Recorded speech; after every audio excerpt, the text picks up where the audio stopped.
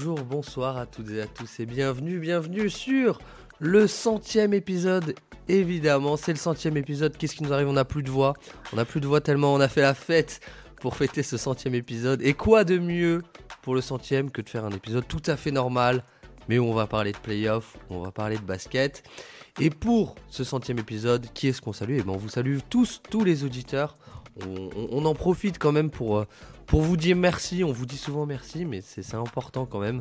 Merci du fond du cœur pour nous soutenir, pour nous faire vivre, en tout cas pour nous donner envie de faire des podcasts à chaque fois. On a toujours des échanges très très cool. Donc merci beaucoup, on va pas faire plus long. Et je vous présente le programme du jour. Aujourd'hui, on a décidé de vous présenter 8 choses qui pourraient changer les playoffs. En gros, c'est un peu nos previews à nous des playoffs, mais comme un peu sur le début de saison, on avait voulu faire un format un peu différent du reste des médias basket. Et ben là, c'est pareil, on va vous présenter 8 choses qui pourraient changer la phase des playoffs 2025. Donc installez-vous bien et on est parti tout de suite.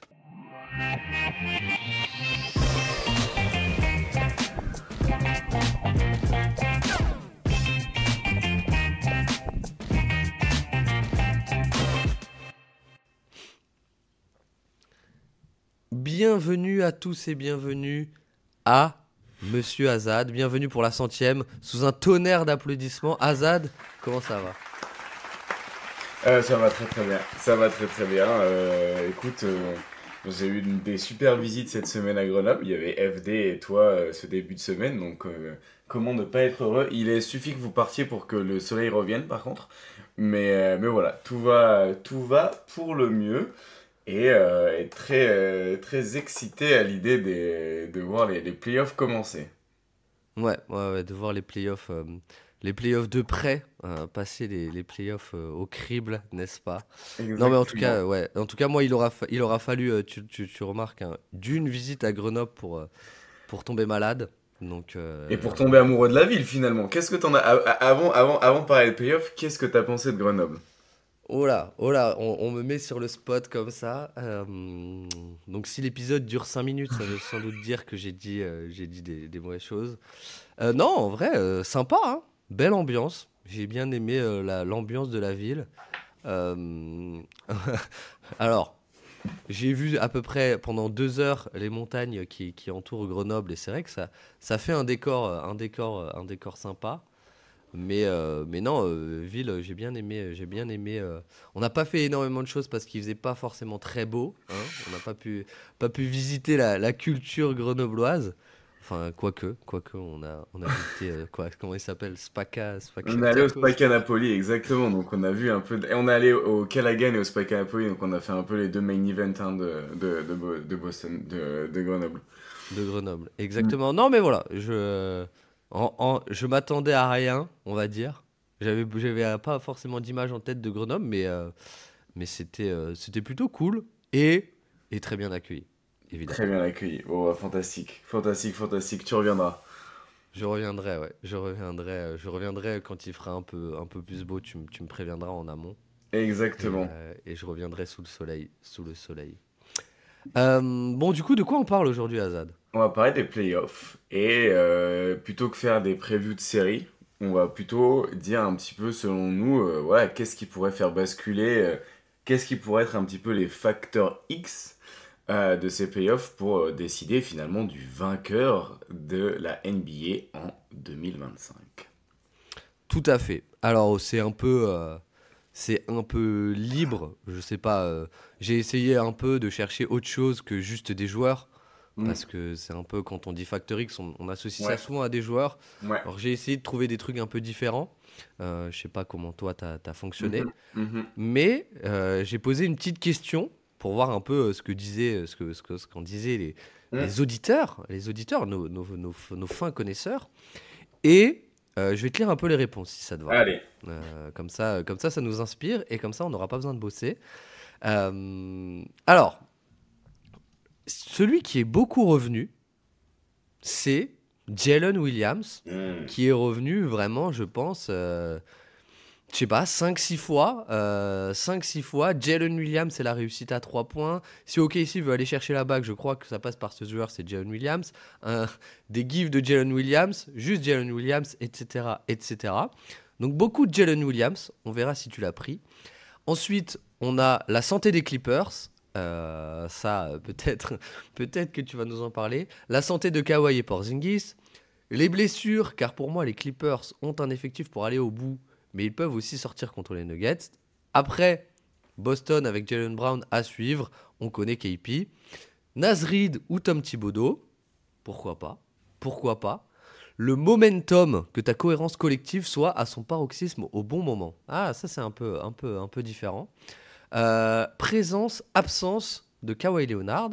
La réussite à 3 points et la régularité de Lugensdort. Ouais. Et ensuite, on a des réponses qui sont un peu plus. Je sais pas si c'est du troll ou si c'est vrai, mais on a les arbitres en proposition. On a avoir un tonton gueulard dans le vestiaire qui connaît déjà la route vers le titre et avoir assez souffert les années précédentes. Et ma préférée de Ball Enthusiast qui nous dit la chance. La chance. Est-ce qu'il faut de la chance pour aller au bout? C'est une bonne question. Mais donc voilà, pas mal de petits sujets. Et on vous remercie pour vos réponses. Qui, en soi, on va voir si on est d'accord avec vous. Mais du coup, Azad, je te laisse la main. Pour toi, bon, dis peut-être pas le plus gros tout de suite, garde-le un peu pour la fin, pour le watching time. Mais pour toi, quel est un peu un premier facteur X des playoffs 2025 et surtout, pourquoi?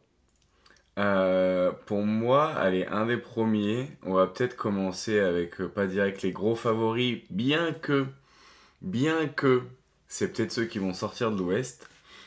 Je dirais l'attaque, un petit peu la capacité de Golden State à générer de l'attaque sur les minutes où il n'y aura pas Stephen Curry sur le terrain. Ok, En gros, ok. pour moi, si il reste compétitif sur les minutes où il n'y a pas Stephen Curry sur le terrain, ça peut être une équipe qui va au titre. Ah ouais? Et bah, en fait, le niveau défensif, il est tellement impressionnant. Mais c'est l'attaque qui, parfois, bah, du coup, déraille un peu plus parce qu'en réalité, même s'ils ont Curry, il y a des problèmes un peu structurels de spacing. Franchement, tu Mhm. regardes un petit peu le supporting cast. Une fois que tu es arrivé après Butler en attaque, tu as quand même plus grand chose, entre guillemets, de vraiment implacable et performant à haut niveau. Et en vrai, cette saison, un petit peu, j'aime pas trop utiliser ces stats-là, mais je pense qu'elles peuvent être un peu utiles pour contextualiser un peu Golden State. C'est face aux 10 meilleures équipes de la ligue. Donc on a un Ouais. échantillon d'à peu près 30 matchs, tu vois. Ils sont 23e attaque et 2e défense. Ok. Alors, tu vois, s'ils étaient 10 et 20, tu peux dire, bon, ok, en vrai, c'est plus vers la moyenne que vers les extrêmes. Mais là, des équipes qui sont les meilleures de la ligue, c'est les seules qui sont autant dans un extrême d'un côté et de l'autre. Et d'un côté, c'est vrai que leur défense, très souvent sous-estimée, c'est peut-être, surtout dans un contexte de playoff, celle qui pourrait vraiment casser, entre guillemets, des attaques, les attaques les plus compétitives, et ce, avec et sans Stephen Curry. Par contre, à quel point du coup Butler, malgré du coup un contexte qui est pas parfait autour de lui en termes de spacing, surtout sans Stephen Curry, à quel point ils vont réussir entre guillemets à maintenir un niveau de compétitivité qui fait que ils pourront être cette équipe qui va au titre quoi. Et pour moi, franchement, si ils arrivent à rester compétitifs sur les minutes sans Stephen Curry, bah, est-ce que c'est pas la meilleure équipe à l'Ouest, quoi? Ouais. Ouais, ouais. Ok. Ben, c'est intéressant. Parce que, après, je pense, tu vois, sur les stats que tu dis, il y a aussi malheureusement. Enfin, là où c'est vraiment un point d'interrogation, c'est que le côté défensif est à peu près certain depuis le début de saison. Oui, Le côté offensif, là, le très mauvais offensive rating que tu as ouais, cité face aux bonnes attaques, c'est aussi parce qu'il y a des matchs sans Jimmy Butler. oui, oui, On est d'accord. totalement. Et pour le coup, alors j'ai plein de choses à dire, mais déjà, est-ce que il n'y a pas un côté où Buddy Hield, qu'est-ce que tu penses de Buddy Hield en gros? Parce que t'as quand même l'impression que. Moi, je trouve qu'il se fait beaucoup de critiquer parce que bah, parfois il met pas ses shoots, il fait les mauvaises décisions. Et même parfois t'as des décisions un peu gaguesques, quoi, même en attaque. Un peu Mais pittoresque. je trouve que la valeur de son shoot, en fait, il y a pas mal de sets aussi qui Hmm, peuvent reproduire, qu'ils ont entre Butler et Curry, mais hmm. qui peuvent reproduire entre Butler et Buddy Hield. Mais la question, c'est, du coup, est-ce que Buddy Hield il va vraiment pouvoir jouer en playoff ou pas, quoi? Bah, là, du coup, vient se poser le problème de la défense avec Buddy Hield sur le terrain. Et je pense que autant avoir Buddy Hield sur le terrain, ça peut permettre de garder un niveau de compétitivité en attaque, du spacing et avoir un peu ce rôle-là de decoy et d'utiliser sa gravité de tir. Le problème, c'est que ta structure défensive va être beaucoup plus difficile à maintenir que quand c'est Stephen Curry qui est sur le terrain. Ouais, ouais. On est Donc, d'accord, mais moi, ce que je trouve en vrai, là où je suis plutôt positif, enfin, comment on dit, optimiste, mhm, c'est sur le côté où, au final, bah, Buddy Hield, et c'est un peu ce que font beaucoup les Warriors, c'est mhm. qu'en fait, ils essayent de créer de la transition et Oui, ils le font beaucoup gamble parce que derrière, t'as des. Le duo Butler-Draymond, il est. ouais. Franchement, c'est hilarant parfois, mais Même ouais, Moses Moody, hein, un super défenseur, Podziemski est un joueur malin, donc ça fonctionne bien. Et donc franchement, ils ont un potentiel défensif intéressant qui leur permet même de faire jouer de temps en temps Buddy Hield, mais tu perds un peu ce côté élite en défense, quoi. ouais, complètement. Et pour citer des stats, je suis allé chercher des petites stats Mhm, en attendant. Mais juste sur le côté offensive rating, parce que c'est plutôt stable les adresses des Warriors mhm, avec et sans Jimmy. Donc, Stephen Curry sur toute la saison, sans Jimmy Butler, 120,5 d'offensive rating quand il y a Stephen Curry sur le terrain. Donc en fait, c'est un peu ce qu'on disait, mais déjà sur le début de saison, le problème, c'était pas Curry, c'était vraiment les minutes mhm, sans Curry. Avec les deux sur le terrain, 121 d'offensive rating, on voit que ça marche extrêmement bien. mhm. Euh, et l'adresse est globalement à 36-37%. Voilà.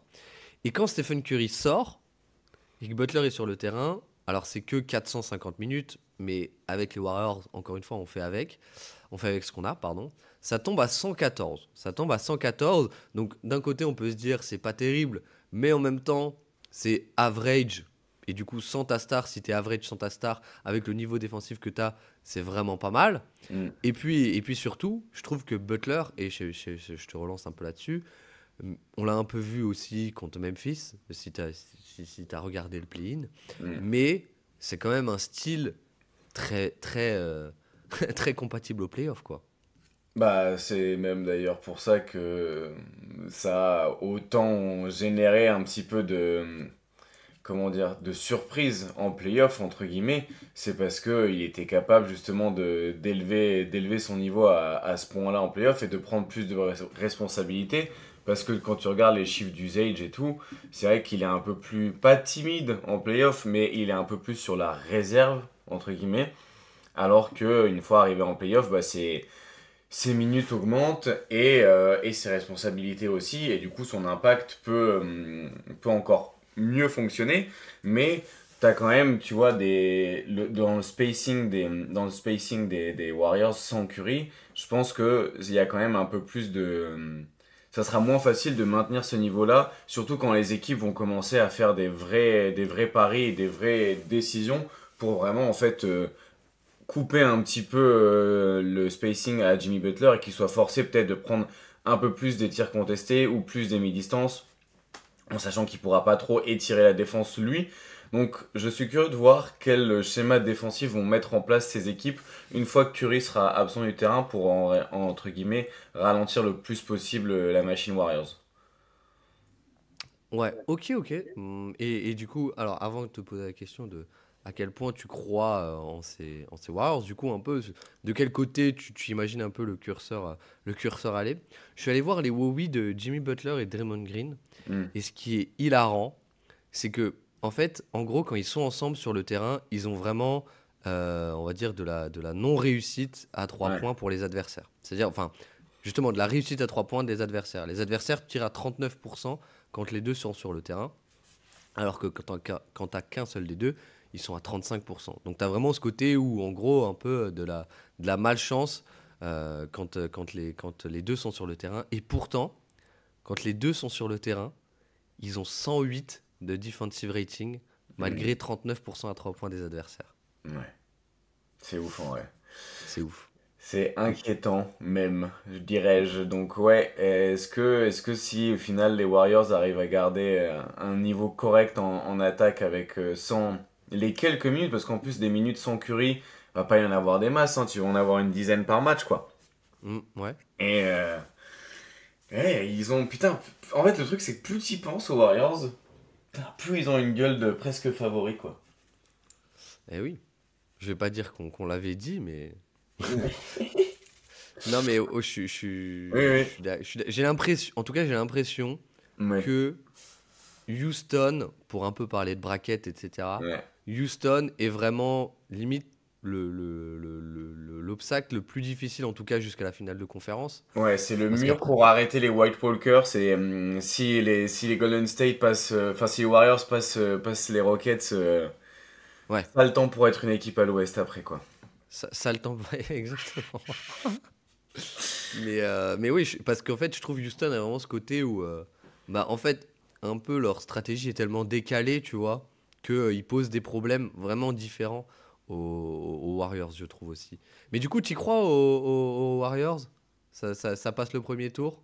Ça fait quoi? Pour moi, ouais, ça va aller en finale de conf contre les Clippers. Et ça va perdre en finale de conf contre les Clippers. Ok. Oh là là, Ok, les paris, les intéressant. paris, les paris.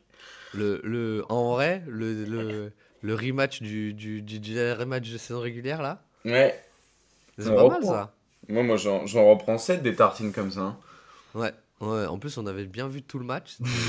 C'était parfait. Parfait.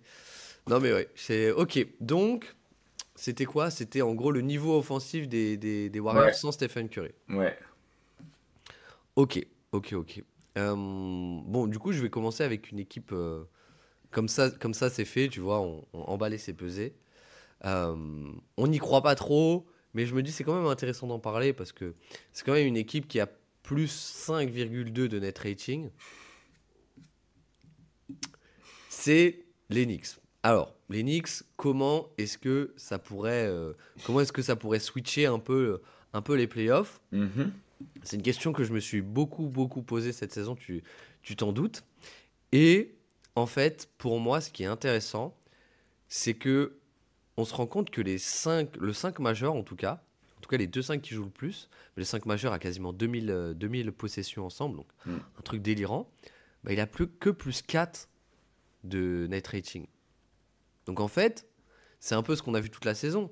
Mais le 5 majeur marche pas si bien. Et je pense que même en contexte playoff, il marchera encore moins bien. Parce que en fait, si tu te cales sur un jeu un peu contre Boston, ou ok, je pense que ton 5 out, il est pas si bon. Parce que Mm. tu as Josh Hart.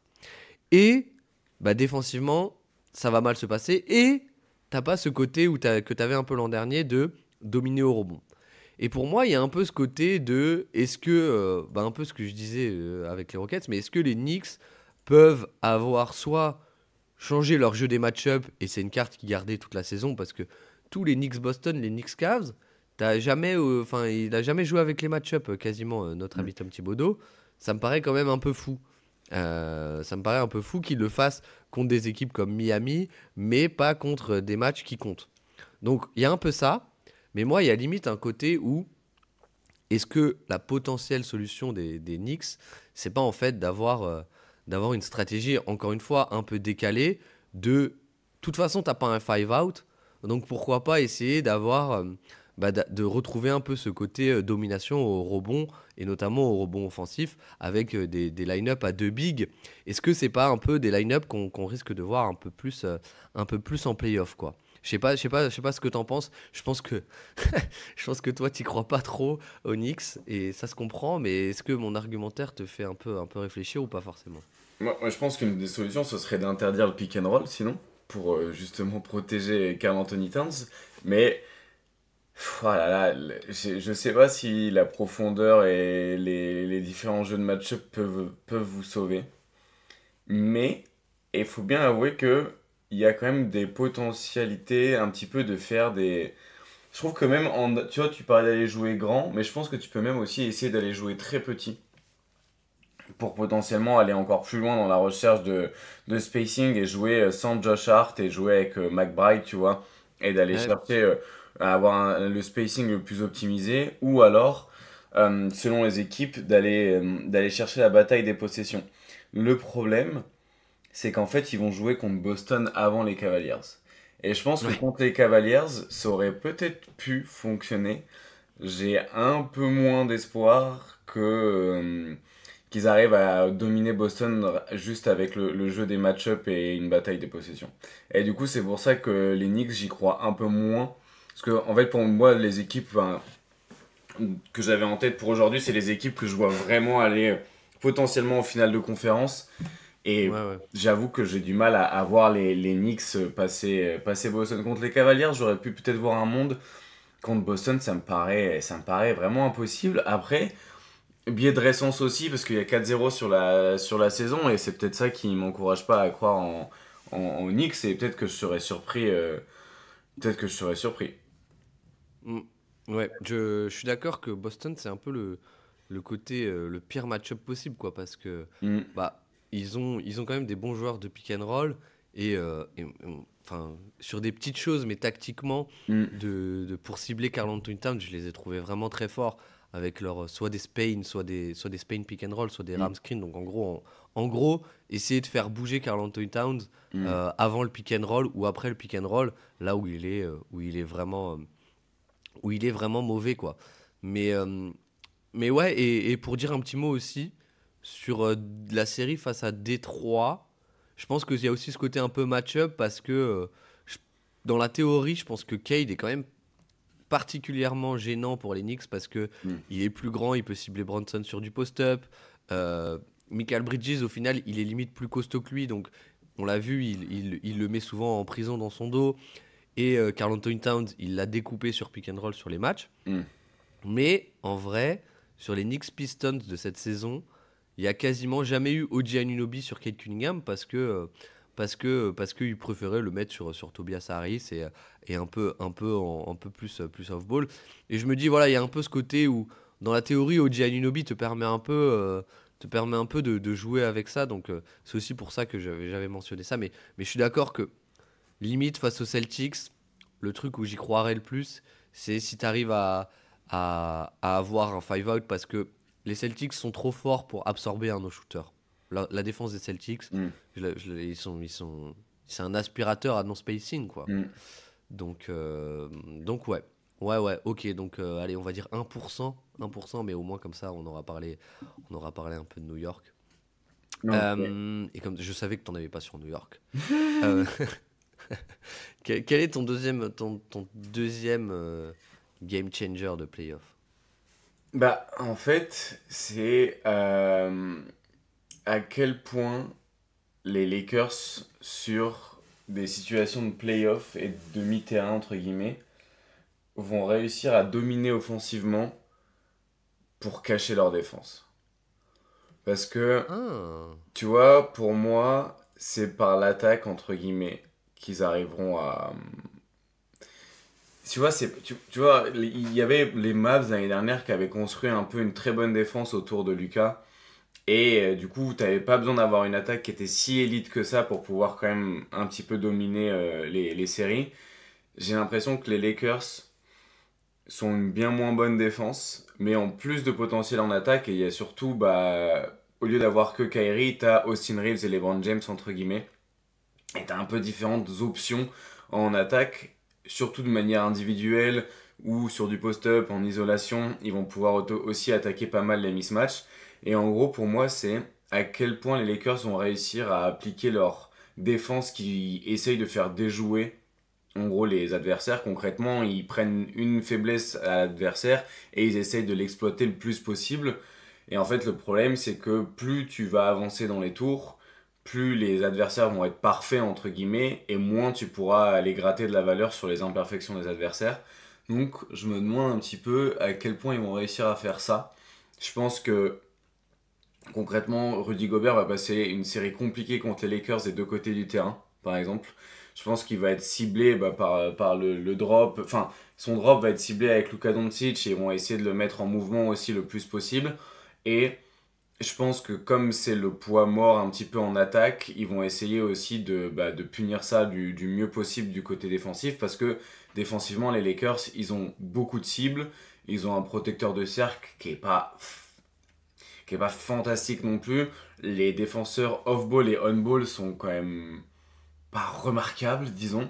Donc, à quel point leur attaque autour de trois joueurs un petit peu d'élite sur isolation, post-up et création individuelle va pouvoir cacher un petit peu une défense qui se nourrit essentiellement des défauts des adversaires.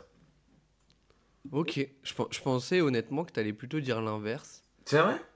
Bah ouais, parce que, en fait, tu vois, genre justement, j'ai l'impression que le niveau offensif, je sais qu'il va pas aller méga haut parce que les role-players sont pas tip-top, même si Dorian Finney-Smith est plutôt pas mal, Rui Hachimura aussi, mais offensivement, voilà. Et c'est plutôt, tu vois, le niveau défensif où j'avais un peu des questions et je me dis, est-ce que le niveau défensif peut en gros te faire passer en gros sous le niveau offensif qui est assez certain, tu vois. En gros, est-ce que tu arrives à justement un peu cacher toutes ces failles suffisamment pour que ton attaque elle crée la différence, quoi.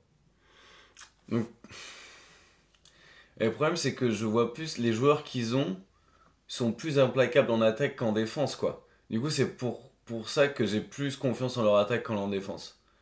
Parce qu'il y a des défauts des deux côtés, mais j'ai l'impression que ce qui va permettre de cacher les défauts est plus implacable en attaque qu'en défense. Ouais. Ouais, ça se tient. Mais pour le coup, je trouve qu'il y a un côté aussi, en vrai, qui est intéressant avec les Lakers et qu'il n'y avait pas trop aux Mavs, c'est que je trouve ils ont des options de spacing vraiment, quoi. Mm. Tu vois, genre, il y a un ou deux matchs où en gros, c'est Dorian Finney-Smith, LeBron James, la raquette. Et Ouais, après, t'as Luka Doncic et Austin Reeves et Dalton Knecht, quoi. ouais. En vrai, c'est pas mal comme attaque, hein. Bah oui, c'est pour ça. Et puis, tellement individuellement, ils sont. Tu vois, il suffit que t'aies les trois, entre guillemets, tu peux. Si tu commences à doubler l'un, tu peux. Tu vois, ce sera pas un kick-out pour un catch and shoot, mais ça peut être un kick-out pour un catch and drive et obtenir des mismatchs un petit peu d'une autre manière. J'ai l'impression qu'il y a plus de profondeur, de flexibilité, de possibilités en attaque que en défense, quoi. Ok, ouais. Ouais, mais bon. Défensivement, t'as quand même Jared Van. Enfin, ouais, mais du Mais coup, à oui, mais quel point. s'il joue, quoi. Ouais, voilà, c'est ça. Je pense qu'il peut jouer sur des match-ups précises. Et pour le coup, j'ai réfléchi, est-ce qu'on n'a pas aussi justement un peu ce biais de récence de Luka Doncic face à Minnesota? Ça s'est mal passé, mais en vrai, ce qui s'est surtout mal passé, enfin, j'ai un peu regardé les chiffres, c'est surtout l'attaque de Minnesota qui s'était écroulée, non? Oui, oui, en même temps, c'était pas très étonnant, entre guillemets, mais Mhm. et puis il y avait aussi un peu la surréussite de certains joueurs du côté de Dallas. Ouais. Mais du coup, est-ce que tu crois un peu plus, toi, à Minnesota, même si c'est pas forcément le sujet, mais sur la série face aux Lakers, tu vois, je me dis, ce qu'ils avaient beaucoup fait, c'est qu'ils avaient beaucoup fait d'empty side pick and roll, etc., avec Lively et Gafford. Là, est-ce que Minnesota peut pas un peu apprendre de sa défaite et jouer un peu avec les match-ups et essayer de mettre Gobert justement sur les non-shooters des Lakers, quoi? Ouais, à voir, mais en fait, l'attaque de Minnesota, j'y crois toujours pas, quoi. C'est plutôt ça le problème. Ouais, Leur défense, ok. je pense que ça peut potentiellement tenir le coup, mais je pense que individuellement, ils vont trop faire des différences du côté des Lakers, et j'ai pas l'impression que l'attaque de l'autre côté des Wolves puisse vraiment exploiter les faiblesses. Et puis ils ont beaucoup de faiblesses aussi sur lesquelles ils vont pouvoir se faire attaquer, quoi. Ouais, c'est pas faux. C'est pas faux. Mais du coup, ouais, les Lakers, tu les sens plutôt bien au premier tour. Je crois que tout le monde les sent super bien. Il y a eu Ouais, pas mal après de. l'année dernière, je sentais super bien les Phoenix Suns contre les Wolves, hein. Mais vraiment très très bien, donc bon. C'est vrai. Et parce que Phoenix avait gagné, je crois, les 4 Ouais, matchs de régulière, ou 3 sur exactement, 4 ou un truc comme ça. exactement. Et un peu après, du coup. Est-ce que tu crois à ce côté, du coup, un peu attaque d'élite théorique des Lakers, quoi?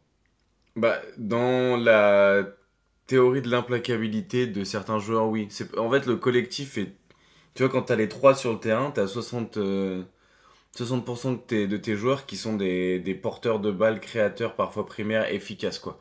Donc c'est quand même assez unique. Après, le problème, c'est à quel point il y aura une synergie et à quel point les autres joueurs à côté vont pas trop handicaper. Mais tu as la possibilité de créer une attaque qui est parmi les 5 meilleurs, je pense. Ouais, ok. Ben, ok, ok. Parce que tu vois, moi, comme dit, je pense vraiment que Reddick va se dire, on met des profils plutôt défensifs sur Mm. le terrain. Et bon, bah, notre attaque, elle sera un peu moins five out, magnifique, etc. Mais en fait, ça tiendra le coup avec un peu Ouais, Luka Doncic et LeBron qui ciblent, quoi. ok. Bah écoute, je pense qu'il y a qu'un seul moyen de le savoir, c'est de refaire un podcast après le premier tour, hein. Bah ouais, ouais, c'est ça. Bah, et de faire des vidéos débrief et d'analyse. Ce serait pas mal, Exactement, ça. Ce exactement, serait pas mal du exactement. tout. Est-ce que je passe à mon deuxième? Bah vas-y, hein. Allons-y, Alors, allons-y. le deuxième, le deuxième, il est un peu. Non, en fait, je vais le garder, mais je pense peut-être que je le garderai pour la fin. Mais il est Allez, un peu méta, un peu concept. Mais ok. non, le deuxième, je vais aller très très simple, mais euh, à quel point le niveau de rebond offensif des Rockets peut se transposer en playoff? Parce que, en fait, je pense qu'ils s'en foutent vraiment, c'est un truc assez fou, mais ils s'en foutent d'avoir du spacing ou pas du spacing, quoi. C'est que eux, ils ont un offensive rating, si tu enlèves les rebonds, je crois que c'est le 26e sur demi-terrain, les Rockets. Et en fait, je suis allé voir un peu des équipes, par exemple les Knicks de l'année dernière. Est-ce que le rebond offensif, en gros, sur les équipes d'élite, c'est quelque chose qui reste à un très haut niveau? Dans le sens où les Rockets ont tellement besoin de ce rebond offensif pour survivre offensivement que si tu coupes ce rebond offensif ne serait-ce qu'un petit peu, bah directement ton offensive rating il chute. Et du coup, je me suis dit, est-ce qu'il n'y a pas des exemples un peu d'équipes récentes qu'on pourrait aller voir pour voir si ça chute ou pas? Et du coup, je suis allé voir, bah, par exemple, les Knicks de l'an dernier. Les Mhm. Knicks de l'an dernier, en vrai, c'est intéressant parce que je pense qu'il y a un côté où ils sont tombés limite sur le match-up parfait au premier et deuxième tour, mais ils ont fait 32% de rebonds offensifs en régulière et ils ont fait 35% en playoff. Et l'année d'avant, ils étaient tombés sur les Cavs et ils étaient passés de 31 à 34%. Et après, je suis allé voir Memphis, un peu Memphis, les Grizzlies, qui sont aussi une équipe qui joue beaucoup là-dessus. Et là, pour le coup, c'est un peu moins marqué. C'est un peu plus, justement, 2021-22, ça passe de 33% en régulière à 20, en gros 29%. Mhm. Mais du coup, tu perds quand même 4%, quoi. Tu perds 4%. Et en 22-23, bon, il y a les blessures, etc. Mais tu pars de 29 à 27%. Et du coup, je trouve que il n'y a pas vraiment de règle. Je pense que c'est vraiment un truc dépendant de l'adversaire, comme dit. Ouais. Et ce que je me dis aussi pas mal, c'est que malgré tout, les Knicks et les Grizzlies, enfin, c'était pas des équipes à ce niveau-là enfin, de dépendance et de niveau Oui. juste pur au rebond offensif que sont les Rockets, quoi. Bah, c'est un peu la dépendance à ça, mais d'un autre côté, à quel point aussi ils sont pas juste, bah, ils sont pas juste inarrêtables là-dessus, parce qu'en réalité, en régulière, les équipes qui jouent contre Houston, enfin, je veux dire, à part si elles débarquent, elles ont lu le scouting report, elles sont à peu près au courant de ce qu'ils vont essayer de faire, quoi. Et pourtant, ça fonctionne quand même. Ils ont encore, ils arrivent à dominer là-dessus, mais est-ce que tu as les armes pour arriver à les empêcher de faire ça? est-ce que aussi le contexte de playoff et est-ce que l'arbitrage sur, tu vois, les 5 secondes dans la raquette, en attaque, potentiellement un peu les fautes et la physicalité en dessous des paniers, à quel point ça peut pas aussi être un curseur qui pourrait un peu faire changer les choses, mais c'est hyper dur de se repérer parce que c'est rare que des équipes qui soient aussi fortes aient autant besoin du rebond offensif. Normalement, Mm. c'est des équipes c'est plus, le rebond offensif, c'est plus du palliatif. Parce que t'as une attaque qui est morte et du coup, genre, tu, tu compenses qu'un peu en allant bourriner. Et là, ils le font tellement bien qu'ils se retrouvent à être une des meilleures attaques. Mais c'est ce qu'ils arriveront à en faire, entre guillemets, et à quel point aussi, genre, les équipes vont vouloir défendre le rebond défensif, tu vois.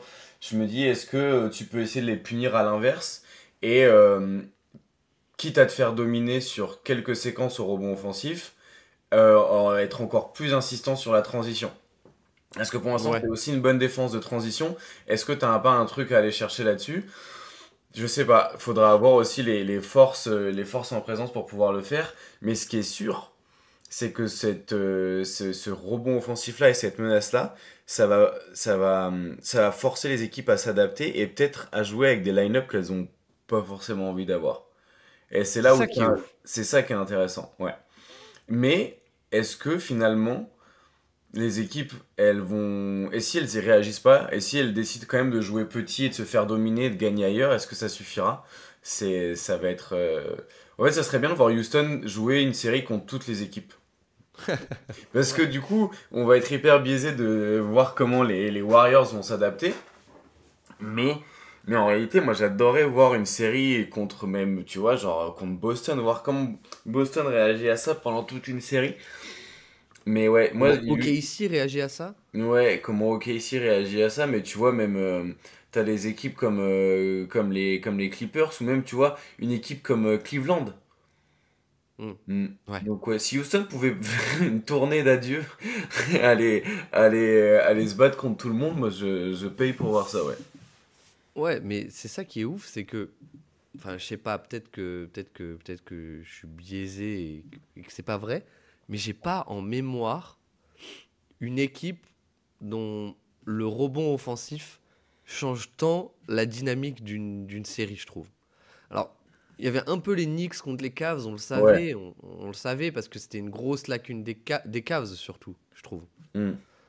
Mais là, en fait, ce qui est ouf, c'est vraiment comme dit que si ça se trouve, là sur la série face aux Warriors, bah en fait, si ça se trouve, t'as Kevin Looney qui joue parce que Quinton Post il peut pas jouer et parce que la raquette Draymond Green, Jimmy Butler, elle conteste très bien les tirs, hein. Elle conteste très très bien les tirs, elle emmène dans les zones qu'il faut. Jalen Green il prend des mi-distances, il est inefficace au possible, mais elle se fait dominer au rebond, tu vois. Mm. Et instinctivement, j'avais envie de dire, ouais, est-ce qu'il n'y a pas une star qui peut prendre un coup de chaud du côté de Houston? Mais en fait, j'ai l'impression qu'il s'en fiche, en fait. En fait, Ouais. il s'en fiche complet. Et c'est beaucoup moins probable et important que le rebond offensif. Et ce que je me dis, c'est que, bon, sans doute qu'il y aura un côté où ça va vraiment être mis tactiquement dessus. Tu vois, il y a des rebonds offensifs que Steven Adams y prend parce que Şengün, il est défendu à 3 points. Et bah, en fait, tu peux complètement abandonner tout le monde. Mais en vrai, même quand tu les abandonnes, ce qui est ouf, c'est qu'en fait, quand tu les abandonnes, bah, du coup, ils peuvent arriver avec beaucoup de vitesse. Et ils ont souvent une impulsion qui est plus grande qu'un joueur qui est statique dans la raquette, tu vois. Ouais, ouais. Et c'est comme quelqu'un qui arrive au dunk lancé face à un mec qui monte au contre et qui est complètement statique. Bah, c'est plus dur pour lui de contrer, quoi, que s'il a de l'impulsion. Donc, c'est ultra intéressant. Et en fait, je me suis dit, est-ce que les meilleurs line-up sur une série. En plus, les Warriors sont pas mauvais, ils sont 10e au rebond défensif. Mais est-ce que les Warriors sont pas genre. Comment dire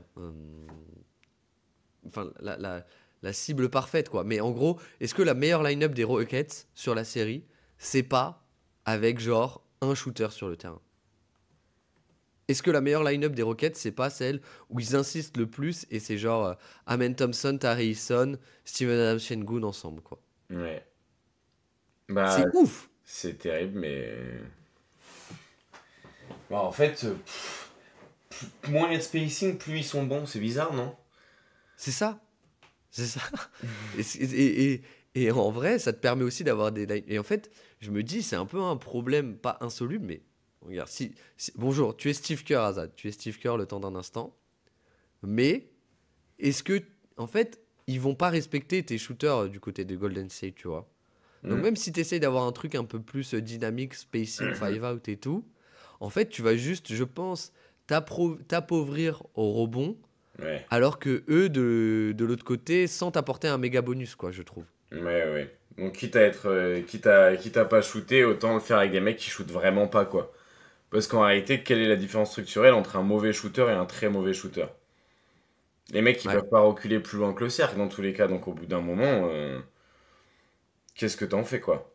Ouais, mais du coup, si toi, t'es Steve Kerr, est-ce que t'as pas envie, enfin, je pense vraiment enfin, ça peut est-ce que tu jouerais plus transition, five out, etc. Ou un peu limiter le rebond, en gros plutôt Quinten Post ou Kevin Looney, quoi. Ouais, après, est-ce que t'essayes pas justement de focus sur leur défense qui au final peut-être a des défauts un peu structurels? De Houston? Ouais, Ouais. tu vois, Ouais. d'attaquer Sengun, d'essayer de mettre en fait en difficulté même Steven Adams, tu vois, et qu'en fait le problème de leur line-up ne vienne pas de l'attaque mais de la défense entre guillemets. Ce serait ouf aussi, hein. Oui, Mais mais ouais, ouais, d'attaquer l'une des meilleures défenses sur ces deux trois problèmes structurels pour la forcer à jouer différemment en attaque quoi. ouais, ouais, ouais, c'est pas faux. Et en plus, pour le coup, les Warriors ont un peu les profils. Tu vois, Butler, il peut même cibler Van Vliet sur du post-up, Mm. ou même un Jalen Green, je pense qu'il peut le cibler. Et bah Curry, il peut, je pense, pas mal cibler Şengün et Adams, comme tu dis, quoi. Comme tu dis. Mais bon, ça va être super intéressant. Enfin, franchement, c'est. Ouais, comme dit, j'ai pas trop de mémoire récente de un rebond offensif qui dicte autant une série, quoi. Mais bon, on verra bien. Euh, à toi? Je te donne la balle? À moi, exactement. Alors, de quel côté on va aller? Et si, et si on allait un petit peu à l'est? Et moi, j'ai envie de savoir Uhum. à quel point Cleveland sera capable d'attaquer des mismatchs. Ouais. Les Switch, quoi. Ouais. Mm, mm, Parce mm. que c'est ce que tu as envie de Et faire défensivement contre eux, tellement ils bougent tout le temps, là, ces petits asticots. ouais, Rien qu'ils bougent, rien qu'ils cut, rien qu'ils font des écrans. Donc, tu as envie de faire du switch all et de dire, eh ben, écoutez, venez nous battre en un contre un. Et à quel point Garland, Mitchell, Mobley seront capables de le faire et à quel point je pense que peut y avoir, selon les séries, on peut voir les minutes de Jarrett Allen vont potentiellement fondre comme neige sur bitume au soleil. ouais. En plus, Atkinson, je pense que. Enfin, j'ai l'impression que vraiment, c'est le spacing avant tout, quoi, avec lui. Bah, tu Mais. vois le match contre Boston en mars, Jarrett Allen il voit pas le parquet du quatrième carton et il y a même des minutes où il joue avec Dean Wade comme pivot. Ouais, et c'est intéressant parce que, en fait, bon, la vraie question que tu poses, c'est pas est-ce qu'ils peuvent attaquer des mismatchs. C'est pas est-ce qu'ils peuvent attaquer. Bon, je sais même pas qui vont jouer au premier tour. C'est pas est-ce qu'ils peuvent attaquer Tyler Hero et Mm. compagnie. La vraie question, c'est pas est-ce qu'ils peuvent attaquer Tyrese Haliburton sur du switch. C'est est-ce qu'ils peuvent attaquer Boston, en vrai, Ah oui. sur les mismatchs. Ah, Et bah, de toute ça, façon, si tu veux gagner un titre cette année, il va falloir battre Boston normalement. et c'est plus tout à fait la même question, je trouve, quand même. Bah, c'est pour ça qu'ils sont meilleure équipe de régulière ou deuxième meilleure équipe de régulière, j'en sais rien. Mais que contre Boston, ça a un peu plus coincé, quoi. Ouais, ouais, ouais, Donc, ouais. ouais, bah oui, c'est ça la question. Mais bon, je voulais pas tout remettre à Boston. Et puis, je pense que les premières séries seront des bons enseignements. Tu vois, surtout Indiana, à quel point ils sont quand même. Tu vois, eux, ils ont plus être sur une défense de zone, peut-être Indiana pour couper un peu les Mm, espaces. mm. Mais à quel point tu arrives à punir individuellement ces approches qui veulent un petit peu casser ton collectif. Parce qu'en fait, la beauté et la force de Cleveland, c'est son collectif. Et du coup, les équipes, c'est ce qu'elles vont essayer de retirer en les forçant de faire la différence de manière individuelle. Et est-ce que Cleveland sera capable de le faire, quoi? Ouais, mais et ce qui est intéressant aussi, c'est que je pense, en tout cas, je me souviens quand Cleveland avait une grosse série de victoires là, Hmm. ils ont perdu à Indiana, je sais pas si tu te souviens. Un Ouais. peu au moment où Indiana, justement, ça a un peu switché, et c'est Indiana qui a commencé à prendre la grosse série de victoires. Et sur ce match, en fait, Indiana est genre méga ultra agressif sur leur défense du pick and roll, tu vois. Hmm. Ils le défendent tout terrain, ils blitzent en permanence Garland et Mitchell. Et je pense que ça peut être aussi un bon test de... déjà, en fait, s'ils arrivent un peu à contourner ce blitz permanent, est-ce que... je pense pour le coup, j'ai pas trop comment dire, de doute là-dessus. Sur l'ensemble d'une série, tu vois, même le match contre OKC, au final, il s'en était pas si mal sorti. Hmm. Mais du coup, je pense qu'après ça, c'est un peu le niveau supérieur de ouais, ils vont se mettre à switcher ou faire de la zone et est-ce que tu peux y arriver quoi. Hmm. Et mais ça va être assez ouais, ça peut être assez intéressant. Mais ce que j'aime bien et je sais pas ce que t'en penses, mais ce qui me laisse un peu plus optimiste que les années passées, Mhm. c'est le côté euh, bah ils ont plusieurs armes au final, tu vois. Hmm. Hmm. Enfin, Hmm. ils ont l'année dernière, il n'y avait pas vraiment Garland. Il y a 2 ans, il n'y avait pas vraiment Mobley. Hmm. Là, tu vois, ils peuvent avoir du pick and roll inversé, du face-up, du post-up de Mobley, ou un des deux guards. C'est quand même un peu plus différent que, Hmm. en gros juste Donovan Mitchell qui était à 100%, quoi.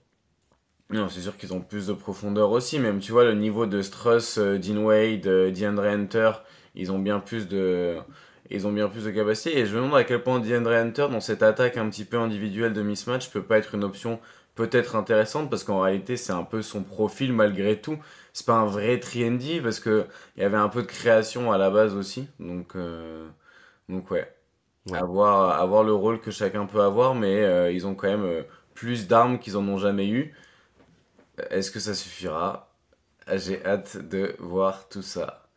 J'ai Suspense. Réponse j'ai- en mai. j'ai très hâte du début des playoffs. J'espère que Boston va aller loin et que les Cleveland aussi de Ouais. pouvoir regarder cette série.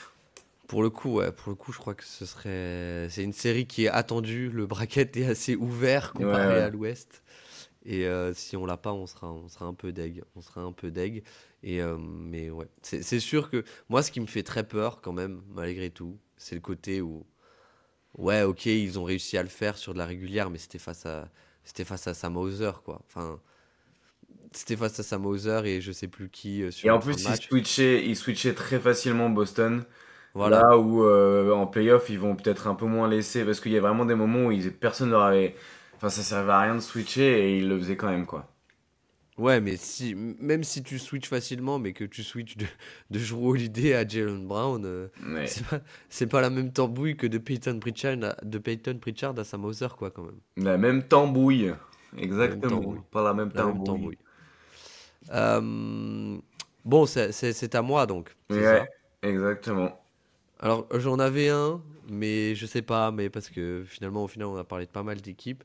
Mais c'était un peu. Il était trop facile. Il était trop facile, mais je vais le mentionner. C'est en gros, quel role player va mettre ses shoots à l'ouest, quoi. En gros. Ouais. Mais en fait, ce qui est intéressant, et je voulais quand même un peu dire ça, c'est que dans les plus gros on-off offensifs de la ligue, moi, ce que j'aime bien chercher, c'est quand il n'y a pas des stars. Les Et anomalies, un peu. ouais, et quand il n'y a pas des stars, souvent c'est plutôt négatif pour l'équipe, je trouve. Ça veut dire que, en Hmm. gros, quand ce mec sort, ton attaque s'écroule, mais c'est pas ta star, tu Oui. vois? Oui, après, Genre, et ça s'écroule aussi parce que potentiellement, c'est le contexte et la variance quand lui est sur le terrain, quoi. oui, et potentiellement avec qui il joue, et tu vas très vite voir les exemples. Ok. Il y a des exemples qui confirment un peu ça. Mais tu vois, par exemple, l'année dernière, un des plus gros on-off offensifs de la ligue, c'était Youssouf Nourkic. Et bah en fait, c'était surtout je crois que j'avais fait un épisode ouais Factor X où justement c'était un peu en mode bah ouais, c'est plus 13 ou plus 14 de on-off, Mais du coup, s'il se fait cibler et qu'il peut pas jouer en défense, qu'est-ce qui se passe concrètement? Oui. Et là, bon, plus 13,4, c'est de la triche. C'est le deuxième plus gros on-off offensif de la ligue. C'est Christian Brown. Oui, mais c'est parce qu'il joue avec Jokic. C'est parce qu'il joue avec Jokic. Voilà. Mais derrière, C'est quoi tu retrouves le deuxième plus gros on-off de la ligue? Après on-off Jokic. offensif ou on-off tout court? On-off tout court. Moi, je sais qui c'est, mais j'aimerais bien que tu le dises. Je sais pas, tu vas me le dire. C'est Ivica Zubac. C'est vrai? Ouais. Bah, sur les 14, gros minutages alors. 2600 minutes. Ouais. Ok. 14,5. Plus 7 en attaque, moins 7 en défense. Ah ouais. Et ouais, hein. Mais du coup, tu vois, sur des plus petits minutages, il y en a un qui a un très gros on-off et qui s'appelle Dorian Finney-Smith. Ah ouais. Ensuite, quand tu descends, tu vois, t'as pas mal de profils comme ça, un peu, qui sont en gros, des joueurs qui.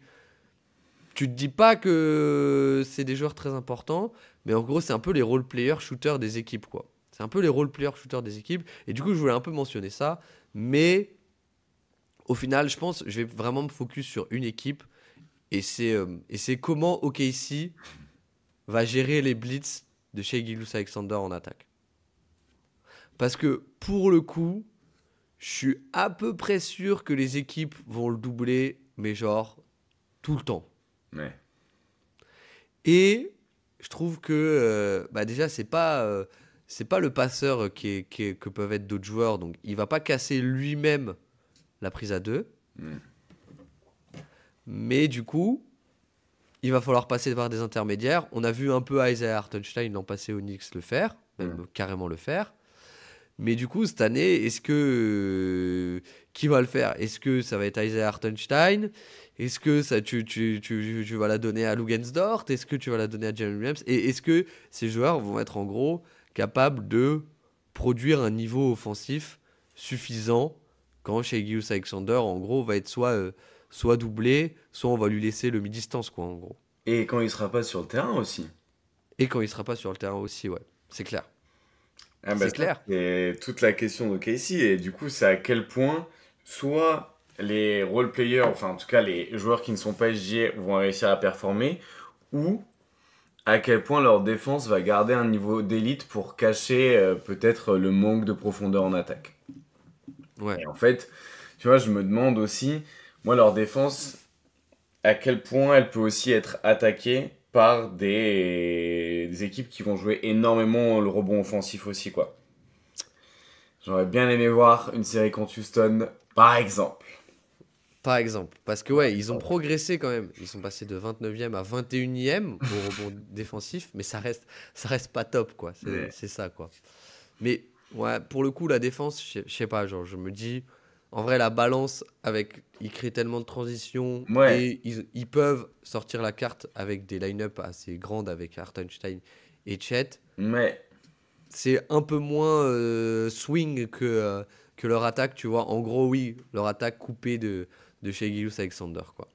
mais tu vois, même le fait qu'ils jouent beaucoup sur de la transition, il y a des équipes qui n'ont pas réussi à garder leur niveau de transition enfin, de saison régulière vers les playoffs quand elles n'arrivent pas à recréer les schémas ou alors que les équipes s'adaptent, tu vois. Et en fait, Ouais. c'est à quel point du coup tu pourras continuer à forcer des turnovers quand une équipe sait exactement ce que tu vas essayer de faire avec quand ils auront le ballon dans les mains. Et du coup, on peut avoir des équipes qui vont peut-être avoir des approches un peu plus statiques pour être moins à la merci de toutes les sangsues qui vont venir piquer des ballons, Ouais. quoi. Donc Mm. ça aussi, ça peut être intéressant de voir à quelles décisions vont être prises un petit peu pour faire fi de ça et de s'adapter face à cette défense qui veut vraiment créer des turnovers pour créer de la transition. Et leur transition elle est beaucoup moins basée sur le rebond défensif et tout ça. Donc ça peut être intéressant aussi de voir est-ce qu'ils vont réussir à garder cette approche-là, entre guillemets. Même en playoff, c'est toujours intéressant un petit peu de regarder ces équipes qui comment dire, font beaucoup de transitions et c'est une grosse partie de leur attaque, comment ils arrivent un petit peu à garder ça en tête, comme on a dit pour Houston et le rebond offensif, et ben à voir comment eux ils vont réussir à garder Ouais. ça, entre guillemets, parce que du coup, si on regarde un petit peu après un rebond offensif, après un rebond défensif, c'est pas forcément l'équipe qui attaque le plus en transition. Eux, ils sont plus sur de la transition Mhm. après interception, quoi. Donc voilà, à voir ce que ça va donner. Mais bon, ça reste quand même la défense d'élite et ça leur permettra d'être bons en attaque dans tous les cas. Mais je pense que sans SGA, la défense a intérêt d'être vraiment hyper performante pour pouvoir justement cacher un petit peu peut-être le manque de création et le manque de spacing, quoi. Ouais, mais est-ce que t'as pas envie de mettre genre Isaiah Joe sur les minutes où t'as pas Shea? Est-ce que t'as pas envie de garder Isaiah Joe pour les minutes où t'as Shea aussi? Ça peut être ça dans l'autre sens, hein. Ouais, c'est pas bête. C'est pas bête. Mais ouais, mais tu vois, encore une fois, hein, une équipe qui perd très peu de ballons et qui est élite sur la défense de transition et le rebond offensif, Houston, ça aurait été. Enfin, ça Ouais, aurait été. Ce sera peut-être en finale de conférence, oui. mais ce serait assez fascinant comme les deux équipes, je trouve, s'emboîtent bien, tu vois. S'emboîtent bien ou se déboîtent bien. Je ne sais. Franchement, s'ils arrivent à aller en finale de conférence ou en finale NBA, Houston juste en pétant des gueules, en tout cas, les tontons dans la raquette vont être contents, quoi. Et ça Ce c'est sera bien. ouais, le retour de la barbaque Et et le du retour de la mastic. barbaque, exactement, et du mastic. Ouais, et juste, ouais, sur OKC, il y avait aussi un truc que moi, je savais pas trop comment le formuler, mais un peu ce que tu as dit, ouais, c'est, en fait, c'est même quel duo ou quel trio, ou en tout cas, qui crée le jeu quand il n'y a pas Shea. Est-ce que t'as pas intérêt à, limite, faire sortir Hartenstein du banc? Tu vois, moi, le match à Boston, j'avais vraiment adoré parce qu'il n'y avait pas Jalen Williams, Mm. mais du coup, bah, en fait, ton créateur, c'est Hartenstein. Oui. Et du coup, ça te permet Des d'avoir pick un and peu les. roll entre géants. Ouais, mais ça te permet aussi d'avoir des fous défensifs un peu à côté, quoi, Oui, oui, bah oui. pour justement conserver ce niveau défensif, quoi. Oui. Ouais, non, mais c'est sûr. Ça va être fun à suivre. Surtout, moi j'aimerais bien voir une série contre Dallas. Avec Luca? Comment Ouais, non, avec Davis, justement. Ah non, mais vraiment, sans vanne. Bah, tu vois, au play-in, en fait, on enregistre avant le play-in, là, donc on sait pas si ce sera. C'est quoi, Dallas ou c'est Memphis. Memphis? Ouah, Memphis. Moi, j'aimerais bien voir quoi, ouais, Memphis a le rebond. ouais, Memphis a le rebond. tu vois, je me dis, ouais, Memphis, ça peut être intéressant aussi, mais j'aurais bien aimé voir Davis face à. Davis, Ouais. Lavely et Gafford, tu vois, pour protection, un peu de cercle, faire une méga bonne défense, entre guillemets, quoi. Ouais, il y a ce côté aussi où le deuxième tour, potentiellement, purée, si tu arrives à avoir une équipe, je dis pas qu'il y a une équipe qui pourrait le faire, mais une équipe qui, genre, peut doubler avec des très bons défenseurs du point d'attaque sur Shea et qui a, genre, un des meilleurs protecteurs du panier en drop, Ouais. ce serait, ce serait ouf. Ce serait ouf. Ouais. À toi, ton quatrième et dernier, je me demande de qui tu vas parler. Alors, et si... Oh là là, j'ai tellement envie qu'il gagne. Moi, mon dernier X Factor, on n'a pas trop cité de joueurs, un petit peu, mais pas trop. Mais Ouais, là, pour moi, le X Factor, ça va être James Harden. avec un grand X, quoi, pour... Ah ouais, avec un méga X. Avec un méga X, bébé, j'ai tellement envie qu'il gagne. J'ai tellement envie que les Clippers gagnent avec cet effectif. Et Harden, pour moi, c'est... Bon, on en parlait avec Guillaume sur la dernière de l'hebdo. Il disait qu'il manquait un peu de jus. Et c'est vrai qu'il y a moins d'efficacité au scoring. Il y a beaucoup moins d'agression au cercle. Tu vois, il est sur une fréquence au cercle à 18%, alors que il y a des années, il était presque à 40% de tirs pris au cercle. Là, c'est deux fois moins. Donc, il est beaucoup plus sur du pull-up. Il y a pas mal de mid-range. Après, il y a pas mal de flotteurs. C'est sa plus grosse saison au volume de flotteurs. Donc, son toucher permet un petit peu de compenser. Mais tu vois, genre, sur les short mid-distance, il est à 41%. Donc, bon, à quoi bon, quoi. Donc, voilà, Ouais. l'efficacité au scoring d'Arden est. Bah, il est un peu en berne. Enfin, il est en berne. C'est-à-dire qu'il est au-dessus de la moyenne sur 33% d'usage. Donc, c'est-à-dire que Jalen Brown, il vendrait probablement sa voiture pour avoir ça, mais au niveau d'Arden, c'est bas. Heureusement, il arrive toujours à provoquer des fautes. On est quand même sur un mec qui est toujours à 16% de shoot il faut percentage, c'est quand même pas rien. Mais en Ouais. gros, si lui reste une menace au scoring et assure un niveau d'attaque suffisant, ça peut être dévastateur. Parce que en fait, les Clippers seront toujours ou Kawhi.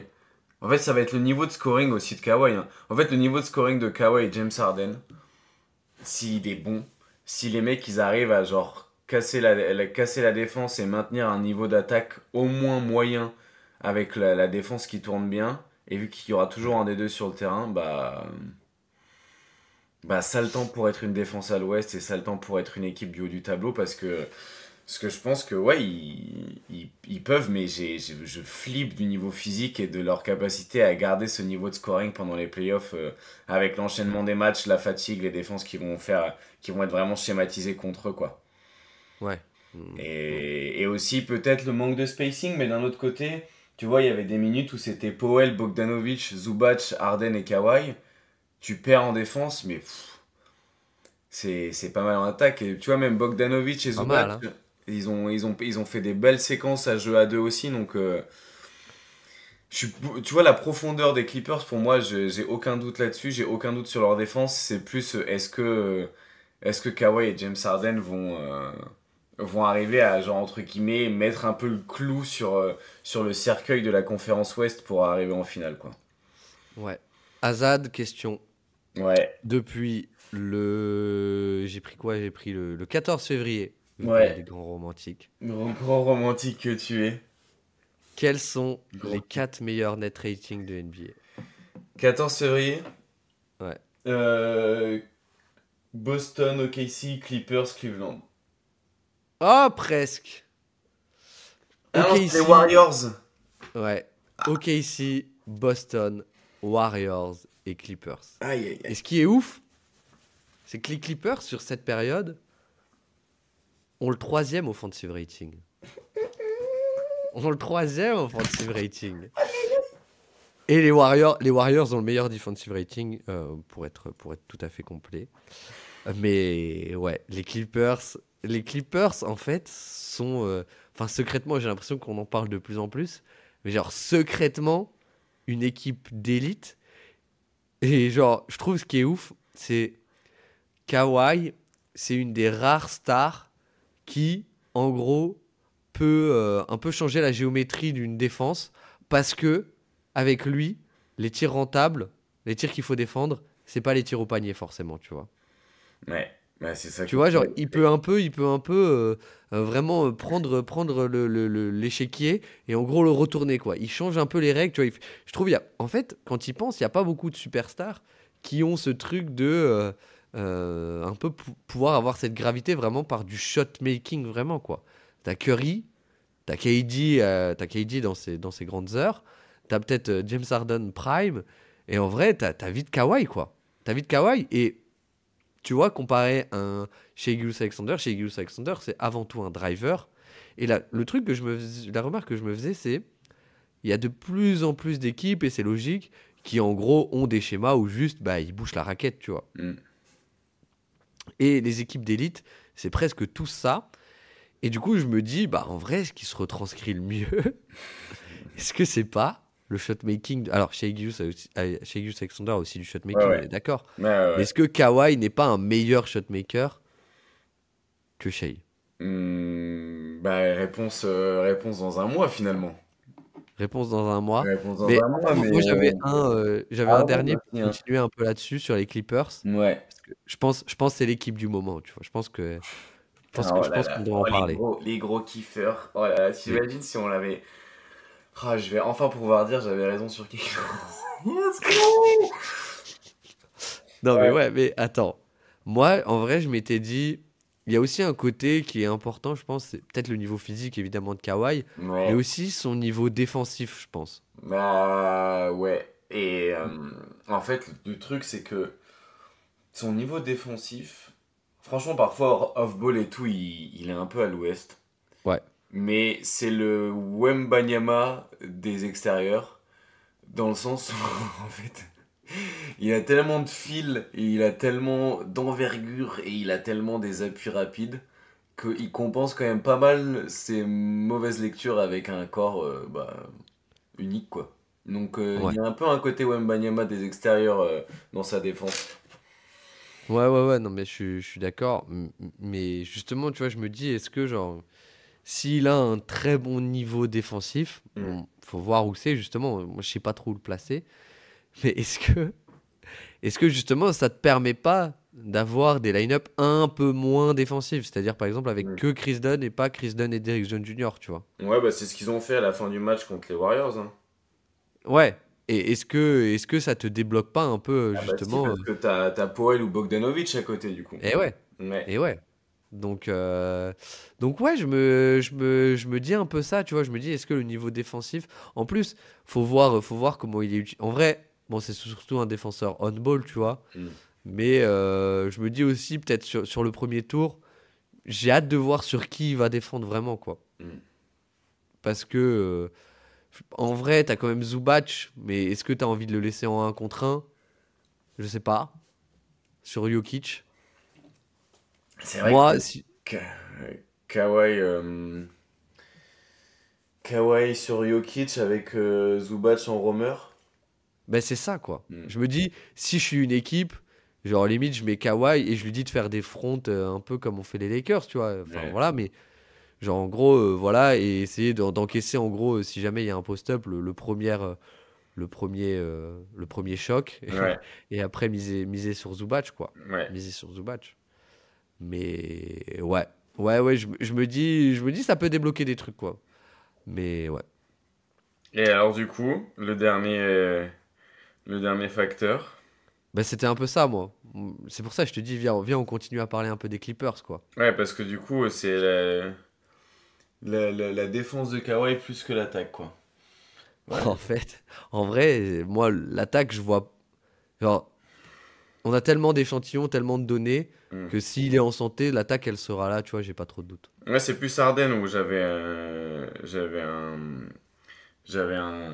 doute un petit peu sur l'attaque des Clippers sans Kawhi, mais avec Harden sur le terrain. Ouais. Mais Et tu vois, les problèmes, c'est. Enfin, le truc qui est bien, c'est qu'ils ont quand même ces deux petits loulous, Bogdanovic et Powell, qui te permettent d'avoir un peu un supplément d'attaque, quoi. Et du shooting d'élite, hein, parce que les deux, tu peux hmm, pas les laisser tout seuls à 3 points du tout, quoi. pas du tout, ouais, c'est clair. C'est clair. Et pour finir, Kawhi, plus 7,5 de on-off offensif, donc ouais, ça rejoint un peu ce que tu dis de. Enfin, le on-off, c'est surtout, je trouve, un limite négatif de. Qu'est-ce qui se passe quand il est pas là, quoi, du coup. Ouais, oui, c'est un peu ça, ouais. C'est limite, ouais, une stat négative pour l'équipe. Est-ce que tu en avais d'autres un peu, des trucs comme ça? Parce qu'au final, on n'a pas parlé de Boston. Est-ce que tu avais Bah, des joueurs? Tu veux pas nous Boston, dire un mot sur Boston? Boston, c'est la santé de Porzingis, donc c'est un peu chiant comme sujet, quoi. Mais.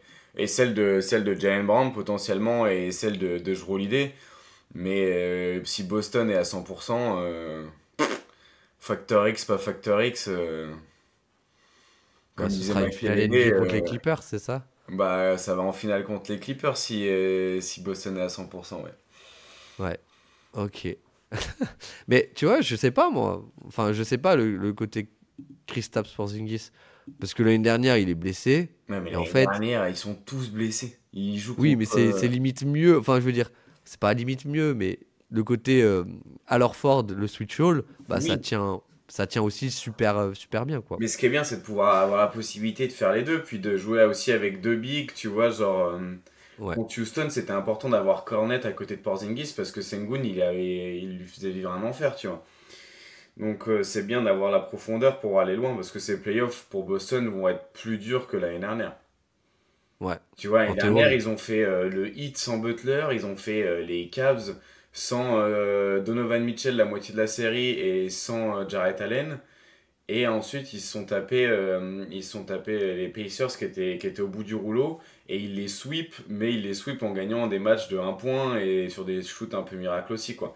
Et ensuite, ils arrivent en finale contre Dallas qui joue avec Doncic qui est blessé. Donc, Ouais, mais bon. Au début des playoffs derniers, on pouvait aussi se dire, ah, ils jouent le Heat, un peu leur bête noire. Oh là ouais, là, mais ils jouent les Cavs, attention les Cavs, il n'y avait et ils pas vont jouer Butler. les Knicks en finale de conf, quoi. Mais ouais, mais non. Mais non, mais non. Évidemment, la santé, c'est peut-être le plus gros facteur X. Ça, ça on est d'accord. Et Denver, on n'a pas dit grand-chose sur eux. Est-ce que t'avais... En fait, je crois que moi, je suis très pessimiste sur Denver. Je sais pas ce que t'en penses. Alors oui et non, mais s'ils n'étaient pas tombés contre les Clippers, je pense que je les aurais vu passer un tour. Je pense que les Clippers, c'est un peu l'équipe qui est faite pour ralentir Jokic et pour punir le manque de spacing en plus autour, quoi. Ouais, ouais, ouais, ouais. Je pense Mm. que, ouais, pour le coup, le spacing, ouais, tu me diras. Ils n'ont pas tant de fréquence au cercle, mais bon. Enfin, pas tant de fréquence à 3 points. Mais justement, énorme fréquence au cercle en régulière. Mm. Mais on verra. Peut-être qu'on se trompe. Ils ont toujours le meilleur joueur du monde, quoi. Oui. Enfin, c'est assez indéniable. Est-ce que pour finir, on se ferait pas le bracket du Dreamcast Show rapidement, là, en 5 minutes? Allez, allez, vendu. Allez. Allez. Et on, Ok, on on le commence à publiera l'Est. sur l'internet du compte, là. Ouais, on mettra ça sur les internets, ouais. Exactement. Alors, dis-moi. Je vais te dire ça tout de suite. Bon, Atlanta ou Miami qui sort. Est-ce que tu trouves déjà qu'il y en a une qui est plus chiante pour Cleveland que l'autre? Non. Ok. Donc Cleveland, Atlanta ou Cleveland, Miami? Cleveland. Combien? 4-0. 4-0 15. Ok. Boston, Orlando. 4-1. Boston. 4-1. 4-1. Un petit match pour Orlando. Ouais. Ok. Ok. Et pour le coup, t'es vraiment 100% confiant, malgré le fait qu'Orlando vous ait battu 19 fois en 2 ans. Non, mais. En vrai, s'il y avait Suggs, j'aurais peut-être même dit 4-2 parce que je suis un kiffeur, mais.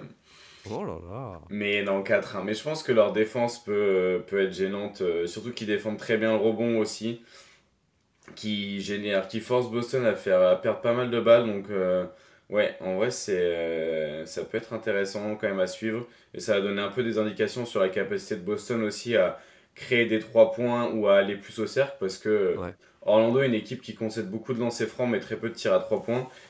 Et deux trucs complètement à l'inverse de ce que Boston fait, quoi. Donc, ouais.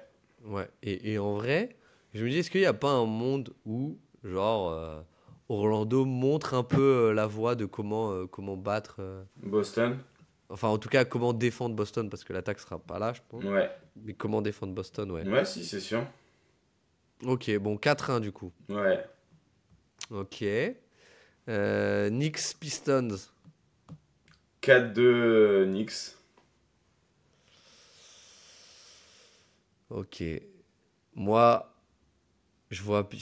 Ouais, 4-2, allez. 4-3, 4-2. 4-2 Knicks. Allez, 4-2 Knicks.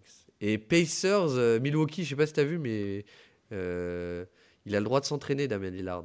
Hmm. Je préfère pas savoir à quoi il a été piqué.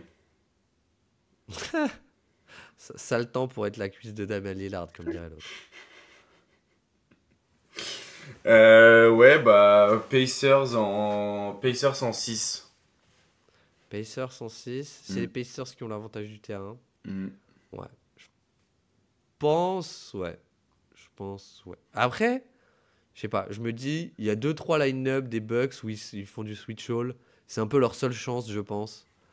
Parce que, parce que sinon, le Ouais. mouvement des Pacers, je pense que ça peut leur faire mal, hein. Ça peut leur faire mal à la défense off-ball et même défense des Bucks.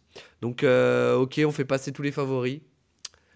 Euh, à l'ouest, messieurs, dames, on va dire quoi? Memphis passe? Memphis ou Dallas?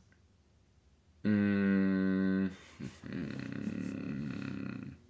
Moi, je dis Memphis, allez. Allez, Memphis.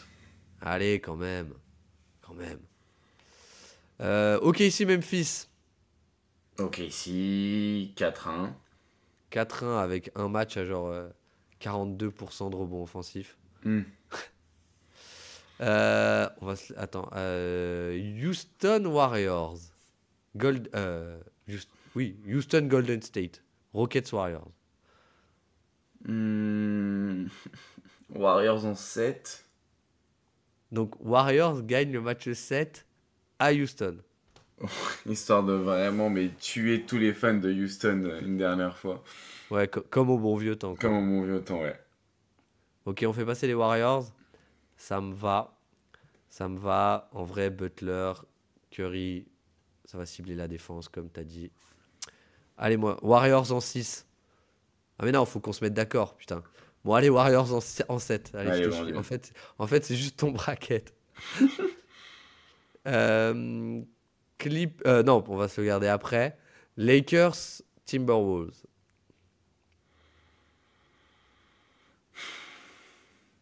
Moi, je pense que ça va être plus serré que ce qu'on pense. Ouais, je pense que ça va être Lakers en 7. Allez, parfait. Lakers en 7. Et Clippers, Nuggets. En vrai, j'ai gardé le suspense, mais je crois qu'il n'y en aura pas trop. Clippers en 5. Clippers en Et 5. moi, Ah je ouais. suis un kiffeur, je t'ai dit. Là, Toi, t'as pas peur. Toi, t'as Moi, pas j'ai peur pas d'en kiffer peur. et tout. J'ai le cœur bien accroché, moi. Alors, et ben là, c'était le premier tour. On était à peu près d'accord sur tout. Mm. C'était mignon. C'est là que ça se corse. Puisque nous avons Cavs Pacers. Moi, 4-2 Cavs. ouais, 4-2 Cavs, allez, vendu. 4-2 Cavs. Et Celtics Knicks. 4-1 Celtics. Ouais, je crois que je suis plutôt d'accord. Je suis plutôt d'accord. Ok, donc voilà, l'Est s'est emballé, s'est pesé. Mm. Et l'Ouest, Lakers Warriors. Warriors. Ouais, je pense que Warriors, ouais, Warriors en 6. Warriors en 6. Warriors en 6. Ouais, comme ça, ils finissent chez eux, quoi. Mhm. Ouais. Et je pense que, tu vois, sur une série comme ça, genre Butler, pour cibler les mismatchs, Mm. ça peut être trop bien. Et je pense que la défense des Warriors peut vraiment être chiante pour l'attaque des Lakers. Et c'est là où tout le monde t'attend, Azad. Vraiment, c'est là où tout le monde t'attend. Thunder, Clippers. Clippers en 6. Clippers en 6, même pas en 7. Non. Allez, en 7. Ouais, allez, si tu veux, en 7. Genre à Oklahoma. Oh, le rêve. Ouais, Oh, le rêve. ouais. Clippers en 7. Et donc, on a Clippers Warriors. Genre, attends, les Clippers, ils sont combien? Quatrième? Mm. Le quatrième contre le septième, ce serait quand même fou, hein. Clippers Warriors. Allez, Clippers Warriors, on commence à l'ouest pour une fois. Clippers en 6. Clippers. Est-ce que les Clippers y passent les Warriors? Mais Tu sais que je suis pas certain, hein. Allez, bah, je vais te suivre, je vais te suivre. bah, on peut mettre en 7 si tu veux, comme ça, s'il y en a un des deux qui passe, on pourra dire ah oui, mais On n'était pas loin. on n'était pas loin. Ouais. Ouais. Non, moi je pense les Warriors face aux Clippers, je pense que c'est pas si mal pour eux. Je pense le dernier match là, bon, c'était en overtime, etc. Mais ouais, j'ai l'impression que c'est pas si mal. Curry face au drop de Zubac, etc. Etc. Butler. Ouais. Ok, bon, Clippers en 7 et Cavs Celtics. Je crois pas. Celtics en 5 ou 6. Allez, 6. Ok, facile finalement. Ouais. Moi, ouais. Je pense que j'ai pas trop d'espoir en ces Cavs, franchement. Hmm. Genre, ouais. J'ai l'impression que les matchs qu'ils ont gagnés, c'était un peu des trucs qu'on reverra pas en playoff, quoi. Enfin, et en vrai, Boston a dominé les 4 matchs, genre, assez largement, je trouve. Hmm. Euh, Celtics Clippers, le Azadico.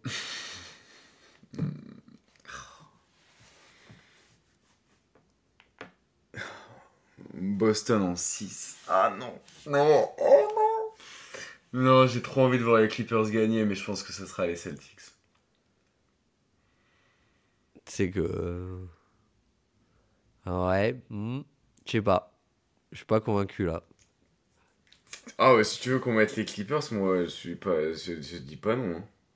Tu dis pas non? Bah. Moi, je me dis. Enfin, je sais pas, les Clippers, tu vois, je trouve les Cavs sont une bien meilleure match-up pour Boston que les Clippers. Donc on dit Tu peux quoi? pas nous avoir fait tout ça pour pas mettre les Clippers. Clippers en 6 alors, à la maison, à LA? À LA, chez Steve Ballmer. Exactement. On fait ça? Allez, Clippers en 6, le bracket de débit. Le bracket, 1h20 à dire des analyses et tout pour faire que du bracket sur du kiff. C'est beau. Exactement. C'est ça qu'on veut finalement, c'est ça qu'on attend. C'est ça qu'on Exactement. attend. Bon, et ben voilà, on a fait un bon petit tour là, non? Exactement, ouais. Ouais. Et puis on se retrouve prochain épisode. Normalement, ça va parler draft. Ouais, ah oui, bah d'ailleurs, ouais, on peut l'annoncer, mais les 2 prochains épisodes, du coup, pour le premier tour des playoffs, vu qu'on veut faire un maximum de vidéos, Hmm. ils sont déjà tournés. Hmm. Donc, il y a ces 2 profils de draft, mais on reviendra peut-être à la fin du premier tour. Ouais, voilà. Et c'est des. Les invités sont des stars. Voilà. Les invités sont des stars pour parler des 2 meilleurs défenseurs de la draft. Allez. Tatatata. Ta-ta-ta-tan. Teaser. Ta-ta-ta-tan. En tout cas, bah, merci de nous avoir écoutés. C'était chouette à faire, non? Bah ouais, on s'est bien marré. On s'est bien marré, comme d'habitude. Et puis, bon playoff à tous, tout simplement. Bah oui. Kiffez bien et revenez sur cet épisode quand la finale, ce sera OKC Cleveland, tout Ah simplement. non, l'angoisse. Oh non. Arrête, ce serait cool OKC Cleveland. Oui. Oh là là. Ah, voilà. Du kiffer au hater, il n'y a qu'un pas. Exactement. Et vraiment, qu'est-ce que le clubisme fait à notre ligue, hein. Aïe, aïe, aïe, c'est Ouais, terrible. ah là, je te jure, Le je te jure. clubisme. Est-il un fléau? En tout cas, merci de nous avoir écoutés jusqu'au bout. J'en perds ma voix. Très bon playoff à tous. Des gros bisous et vive le basketball et vive la NBA. Ciao, ciao.